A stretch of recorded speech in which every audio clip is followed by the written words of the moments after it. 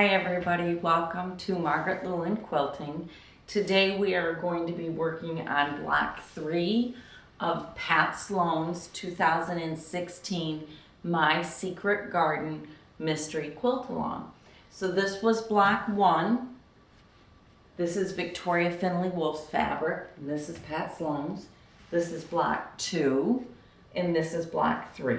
This is Victoria's fabric, and this is Pat Sloan's fabric. So I'm really pleased with how they came out. I just think they're gorgeous. A couple things I'm going to point out in the video though that I do want you to pay attention to when you're putting it together is these half square triangles are very, very easy to get flipped around. I did it on 3 of these blocks and 2 of these blocks, or 2 and 3. Anyhow, I got mine flipped around. So you definitely want to do that. When you're making your half square triangles, you absolutely have to square them up to 2.5 inches, because if you don't, the entire block won't come out. I had a pile of scraps from mine, so I wanted to point that out to you. And the third thing is this block, once you get it put together, that can be squared up to 4.5 inches. So if you think at all that your block's not going to be square, go ahead and square this up to 4.5 inches. And how you do that is you use the little points right here on the half square triangle to make sure that you're good and square. So those are the blocks. If you'd like to see how I put it together and how I pressed it, keep watching. Alrighty, here we go. We're working on block 3 of My Secret Garden, and we are going to do it in 2 colorways. The first one is Pat Sloan's, and then right next to it I have Victoria Finley Wolf's all set up. So we're going to follow the directions, and I have already laid out all the pieces for both quilts. So according to the directions, we're going to start by sewing these strips together, then we're going to make the inside 4 patches, then we're going to make the half square triangles. Now I'm going to tell you, right here's the half square triangles. When you go to make these half square triangles, you really have to square those up. If you don't square them up, your quilt's not going to go together right. So we've got to get those squared up. So I'm going to start by working on these pieces, and then I'll come back and show you how I'm going to press it. These pieces, I'll come back again and show you how I'm going to press it, and then these pieces. Once we do that, we're going to get it into a basic 9 patch. Let me show you what the 9 patch looks like. Well, actually, it's a basic 9 patch. So this is 1, 2, 3, 4, 5, 6, 7, 8, 9. Gets us right down to a nice basic 9 patch. So I am off and sewing, and I can't wait to get this started. This block I think is going to be really gorgeous. It's turning into a little bit of a mess, I think, on the top of my sewing table. Here I thought I was so organized. Okay, this is where we're at this point. I have sewn all of these on both quilts, and I just sewed one right after the other, made it really fast and easy, and I've pressed those. And I'm going to show you how I've pressed them in just a second. The other thing that I've done is I've sewn all of the 4 patches. I'm going to show you the pressing now. So here's the first set. This is the Victoria Finley Wolf fabric, and I have to tell you, I just love it. I'm going to put it up on black or on white paper so that you really can see it. Now on this, when I'm looking at this piece, those really are pretty close in color. If you wanted to substitute that out for one of the different pieces, you could, but I have to be honest with you, I really like that big pop of pink there. I just think it's really pretty. So I'm happy with it this way on mine. If you want to put in a different one, you're just talking small strips.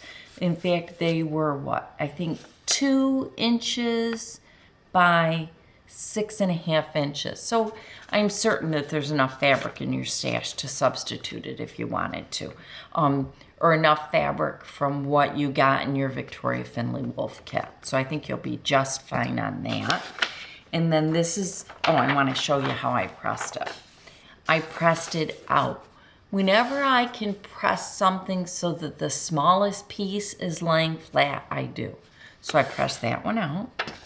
And now here's Pat Sloan's, and it's just beautiful too. You can, whoop, I think you can see it, yep. And on Pat's, I did the same thing. I pressed it out. And that seemed to work the best for me. So that's how I did those. Now I'm starting, I have to put this all back in a pile so that I know exactly where I'm at with my work, because if I don't do that, I get confused and then I'm not where I want to be. And that never works good. So now I'm starting to work on these pieces. And what these are in our block is, this is our little inside 4-patch. And you can see from the picture of the quilt block, there's one constant fabric all the way through. So when I go to lay these down on the sewing table, what I'm going to do is I'm going to lay up the constant fabric, and on this one, the constant is this teal color. I'm going to lay it down like this. I'll turn it around so it's your way. I'm going to lay it down like this. I'm going to set my seam first, and then I'm going to press it this way.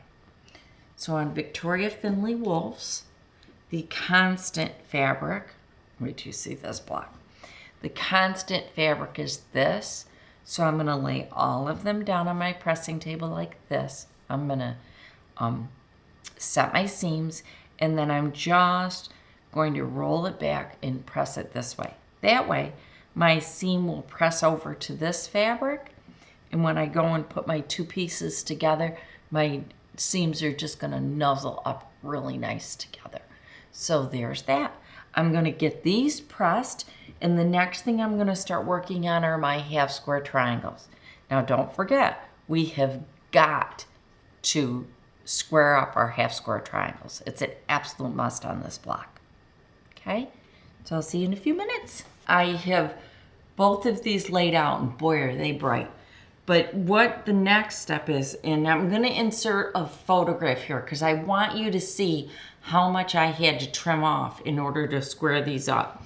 So I squared these pieces up to the 4.5, and I squared each one of these units up to 2.5. And it's really, really important that you do that. I'm going to keep saying that to you because it is. The next thing I'm going to do is I need to attach these two pieces.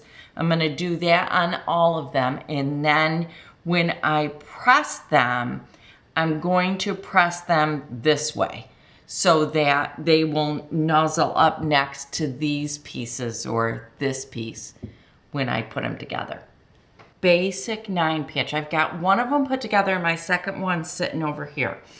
And there's one thing that I really want to point out to you. When you go to put this together, one of the best things to do is to lay it right out, because do piece by piece by piece. And the reason being is because see these little half square triangles around here? It is really, really easy to get them mixed up or put one backwards. And because of how it goes all the way around, it gets a little confusing. So I wanted to give you that warning first. So I'm pressed. I'm going to show you how I've pressed it all. My 4-patch, I pressed it open on this outside, which was my full seam. I pressed all towards the solid block. And on this one, I pressed away so that these seams right here would nuzzle together. And these seams nuzzled and those did. So pay attention to how you're gonna finalize it so that when you go to stitch it together, you can do it opposite. So how I did it was, I sewed my 4-patch first. I'm gonna show you on this one. You can see here's my 4-patch. I did that first. Then after I did my 4-patch, I'm sewing these together, all right? I'm not gonna press it until I'm ready to completely lay it out, so that way, by doing it like that, I can make sure that I get all my seams to nestle together the way they're supposed to. All right, so I'm gonna start putting my 9 patch together, and at the same time I'll finish this one up, and then I'll be back. Remember when I told you you should lay this out and be really careful about these corners? Well, I have the perfect example to show you. This is the correct placement, and this is the incorrect placement. Do you see this? Now look at this. I did this on 3 of the blocks out of the 2. I did it on 3 out of the 8 blocks that I made there. And yes, I had them completely together before I put them up on the design wall and saw what I did. I was in a little bit of a hurry yesterday. And then the next thing that I did, I had fun yesterday. Then the other thing that I did is, if you see this block in comparison to this block, I rotated this. So this is also wrong. So I'm going to get my trusty seam ripper out, and I'm going to take this out, and then I'm going to take this out, and then I'm going to take this out, and then I'm going to put it back together again. And once I've done that, I'll be back. I am all fixed. So the block is put together now, and it looks like all of my outside half square triangles are now correct. At least I think they are. I may find another thing that's different, but there they all are. And turn it over and show you the pressing for the most part. When I sewed the strips together, as always, I tried to put the blocks to the most open piece or solid piece of fabric. And I did it on this side too. So these 2 went in, and then these 2 in the center went out, and then I put them all together and I pressed it again towards the center, and I think it did pretty well.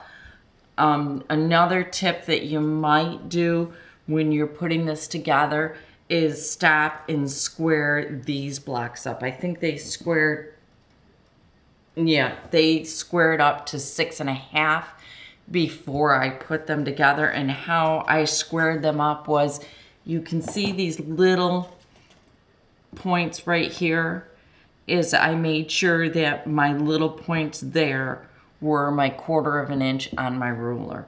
So that's how I did those. So block number 3 of my secret garden is done. Thank you so much for sticking around to the end and watching how I put block number 3 together. So I'm getting really excited. I think this quilt is just going to be gorgeous when it's all done. And I really like the fact that the blocks on this are big, especially since we just worked on a quilt that had such tiny, tiny blocks. So I'm thrilled with it. And I hope you are absolutely enjoying your quilt along too. If you're using Victoria Finley Wolf's fabric to do this block, all this red here bothers you, go ahead and switch it out for another fabric. There's not a whole lot of fabric being used here, so I'm certain that there's enough in your fabric of this kit to be able to switch it out. I liked it. I liked that pop of hot pink in here, so that's why I went ahead and did it that way. So obviously it's up to you how you do it. The other thing that you could do is these blocks could be flipped around. So you could have your center, this block here, being one of these darker colors. That's absolutely up to you. So lay your blocks out and make sure that you like what it is that you're seeing. Thank you so much for sticking around, and I will see you again really soon. Please, if you like this video, give it a thumbs up. If you haven't already subscribed to my channel, please do. And thank you so much for all your support. Have a great day. Bye.